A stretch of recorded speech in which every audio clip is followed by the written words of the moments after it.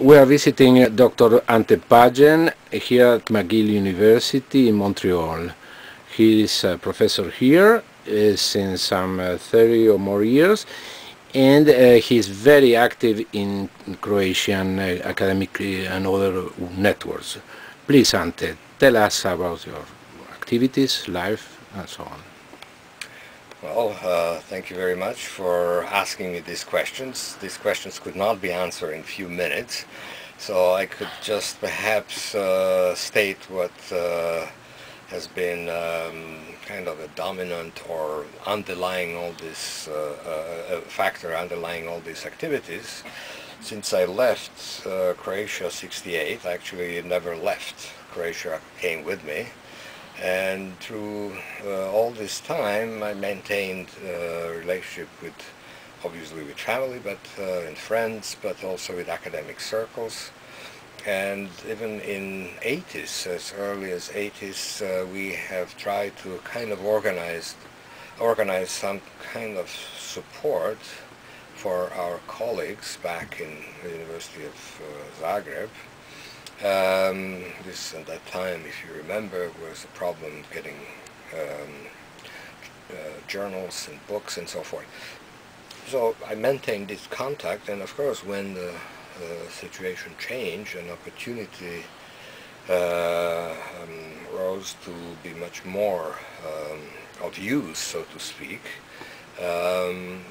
I have, with some colleagues, started one big movement, which is organized alumni of Croatian universities, and perhaps it may be of interest to know this pretty much started '89 when then rector Professor Šeparović, whom I knew since my youth in a way.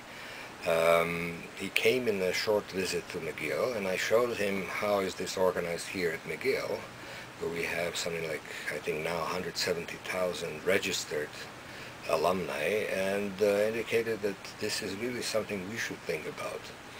You have to remember that AMCA is, or alumni, is a kind of civil organization very much linked with the American way of doing university life, or sort of interaction between universities and public. So nevertheless, he spotted that this is an interesting topic, and at the same time a number of people came to the same conclusion, and so in 1990 we started with a more organized way, creating chapters of this Association of Croatian Alumni of Croatian Universities. So we started one in Montreal, and I was very much active in the early stages on this continent in a way. Well, then the war started, and we pretty much were kind of left to do things that nobody else was able to do. '91, a group of us from Montreal and Toronto and a few other associations in Canada went in regular visits to our representatives of our Canadian government, and tried to present them the situation as we saw it. And I remember today that we brought the news that the war is very likely. I sent a letter 14th of May 1991 that it is very likely that something very bad is going to happen, because in January 1991, if you remember, and very few people do, there was a military putsch where Kadijević organized a meeting of generals without the knowledge of the president of government. In any case, these are just some reflections on the situation that we met at the time, and we tried. At that time there were no representatives of Croatian government in Canada. I remember that you were very active in the internet before the web, actually. A lot of emails circulated. Yes, with that's true. As you remember, the Internet is an academic network. It started as an academic network, and I was on it since 80s.